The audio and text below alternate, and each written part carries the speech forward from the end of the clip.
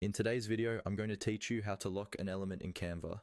Locking elements is a simple but really powerful feature that helps you keep your design organized, especially when you're working with multiple layers, text boxes, and images all at once. Let's start with what locking actually does. When you lock an element, you're telling Canva, don't let this move or change by accident. That means you can't drag it around, resize it, or accidentally delete it until you unlock it again. This is especially useful for background shapes, logos, or any part of your layout that you want to stay exactly in place while you adjust everything else on top. First, open your design in Canva and look at the element you want to lock.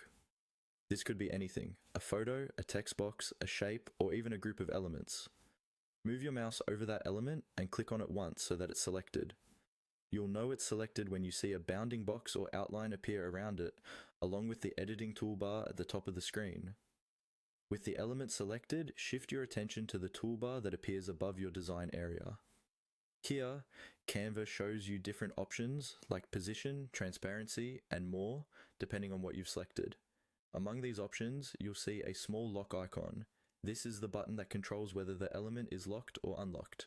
To lock the element, simply click on that lock icon. Once you click it, the icon will appear in its locked state, and the element is now fixed in place. Try clicking somewhere else on your canvas and moving other elements around. You'll notice that the locked element stays put and can't be dragged or changed by mistake. If at any point you need to make changes to that element, you can always unlock it. Just click on the locked element again, look back up at the same lock icon, and click it once more to unlock. The icon will switch back, and you'll be able to edit, move, or resize the element as usual. That's all there is to it. Click on the element, then click on the lock icon above.